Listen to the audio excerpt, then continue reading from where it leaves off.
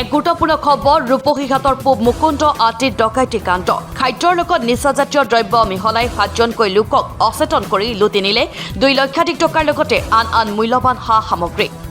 অচেতন হোৱা লোককেইজন হৈছে আব্দুল আৰি তাৰাবানু ৱাছিম আকৰাম আফছানা খাতুন ইয়াছিন আলী আশিদা খাতুন আৰু মুকাৰিমা বেগম অচেতন সকলক দগাঁও প্ৰাথমিক স্বাস্থ্য কেন্দ্ৰত ভৰ্তি কৰা হৈছে ঘটনাস্থলীত আৰক্ষী উপস্থিত হৈ তদন্ত আৰম্ভ কৰিছে আমি পুনৰ জনাইছো যে গুৰুত্বপূৰ্ণ খবৰ ৰূপহীঘাটৰ পূব মুকুন্দ আতিত ডকাইতি কাণ্ড সংঘটিত হৈছে খাদ্যৰ লগত নিচাজাতীয় দ্ৰব্য মিহলাই 7জনকৈ লোকক অচেতন কৰি লুটি নিলে 2 লক্ষাধিক টকাৰ লগতে আন মূল্যৱান সামগ্ৰী অচেতন হোৱা লোককেইজন হৈছে আব্দুল আলী তাৰাবানু ৱাছিম আকৰাম আফছানা খাতুন ইয়াছিন আলী আশিদা খাতুন আৰু মুকাৰিমা বেগম অচেতন সকলক দগাঁও প্ৰাথমিক স্বাস্থ্য কেন্দ্ৰত ভৰ্তি কৰা হৈছে ঘটনাস্থলীত আৰক্ষী উপস্থিত হৈ তদন্ত আৰম্ভ কৰিছে এটা প্ৰেজেন্ট হেৰি হয় সাসপেক্টেড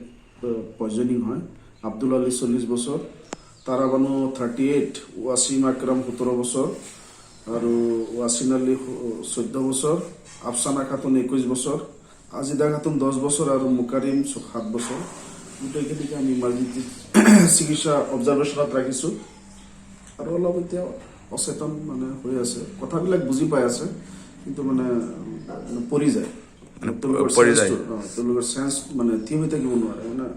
অলপ যিটো পয়জনিঙৰ মানে নিচাজাতীয় মানে নিচাৰ নিচিনা হৈ গৈছে কৈছিলে গৰ্ভৱতী মহিলা এজনীও আছিলে হয় গৰ্ভৱতী মহিলাজনী মই পৰীক্ষা কৰিলোঁ